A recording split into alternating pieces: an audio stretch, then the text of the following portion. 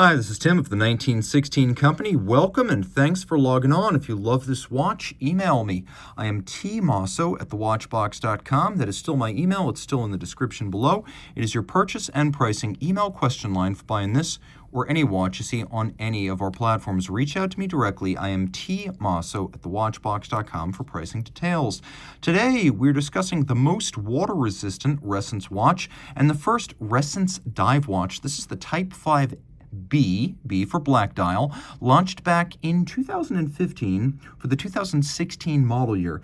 It is mostly comprised of sapphire, but the case itself, a hairline of metal, is grade 5 titanium. It is large at 46 millimeters, though it does not wear quite that big. The lug-to-lug span is 53 millimeters from lug to lug. The watch is 15.8 millimeters thick, and the spacing between the lugs is 24 millimeters. All sapphire and titanium, it wears very light on the wrist. And big is the aesthetic because legibility is the focus. The idea here being twofold. One, bigger is always more visible, but two, because the oil inside the dial and the sapphire have the same index of refraction, you can read the time without distortion from any angle, and it will be equally legible. It's almost like a magic trick to encounter it in person. It's otherworldly. You can also see, though my wrist is 16 centimeters in circumference, the watch sits easily. Again, big is the style. It's not supposed to look proportional. Surprisingly, at under 16 millimeters thick with a dramatically sloped case flank, this will actually fit underneath the cuff. So I can recommend it for wrists my size or larger, so 16 centimeters circumference or up. The strap, which is a Ressence factory piece, doesn't need a binding stitch. It's a mono-piece rubber, but here's the thing, it looks great. And the lugs are drilled relatively close to the case, so a curved spring bar is used so the two never come in contact. The strap has a little bit of a ripple underneath, an echo of the aquatic intent of the watch. And then you can see how we have a sort of oblong perforation for the pin buckle. That's because the pin has an oblong head. Benoit Mintians, who is the founder and chief designer of the company, he's an industrial designer by trade, he wanted a friendly, approachable watch brand, so he made the symbol a hand, and that little oblong hand pin fits perfectly through the perforations in the buckle. The buckle here, or I should say the perforations in the strap, the buckle is a counterweighted clevis style, and then we've got a case with very spare, minimalist lugs. They're all polished, and you can see the matte gray elements are separate. They are part of the setting and winding and locking mechanism of the case. This is how this works. This is a dive watch, which means the expectation is that you will read the minute hand relative to calibrations on the bezel. But here's the thing, because a Ressence orbital convex system will set in both directions, clockwise and counterclockwise, it is necessary that the watch be locked so it will not move backwards. So you can shorten the dive with the dive bezel. You cannot accidentally extend the dive. So this is how these work. They have no crown.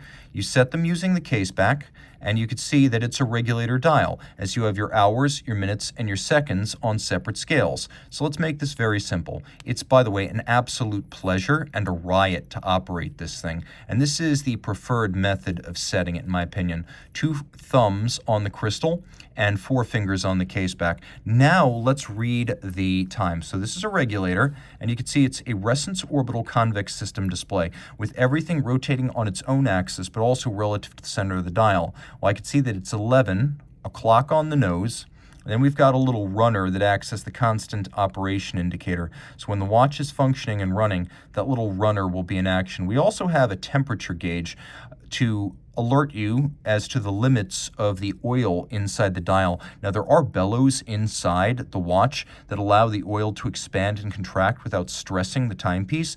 But if you were to reach these extremes, I have to think that you would be in physical discomfort as a human being. So while it's useful to know whether the oil is go, no-go, in most occasions, you will find that the cooling of the wrist on a hot day and the warming of the wrist on a cold day will keep that thermometer centered. Now let's talk about the case lock, because I mentioned it. If you look carefully, you can see that there is a lock. So I unlock. Now I can set everything easily. I can wind it easily. And then when I get to the time I want, then I lock it. Now, it's not going to move inadvertently. So again, setup means setting the watch, and it should set very, very easily. There should be no problem moving the system when it's in setup mode. When it's locked, it should not move. Okay. Now, the bezel. It's a very simple 60-click timing bezel. Let's hear.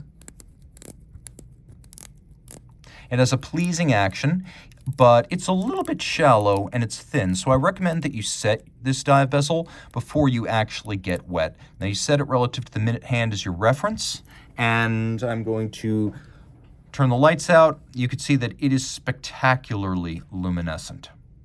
And you can see whether the watch is running or not running in the dark. That's one of the conditions of the ISO 6425, which governs the dive watch. There is a definition of the dive watch. There has been a definition of the dive watch since 1996. And though this watch is 100 meters, it's not 200, 300 more, it does meet all of the criteria of a dive watch. And under the case back, you can see this Type 5 automatic winding. Features Antwerp, by the way, where the watches are designed in Belgium. Switzerland's where they're made. You can wind and set the watch using the case back, even though it is a automatic winding watch. You can find the friction zones and move back and forth through the friction zones to energize the 36-hour power reserve of the 28242 base. It is a bidirectional winding movement with a 4 Hz beat rate. And the thing about this is the very complicated Ressence orbital convex system, which in addition to a set of bellows to allow expansion and contraction of the oil, it also has magnetic coupling between the base movement and the module. So if one moves too quickly, let's say you set it violently, there will be no damage to the base caliper. Another real advantage here is the roughly 37.5 milliliters of oil in the dial. They lubricate the whole thing, so it's basically sealed for life.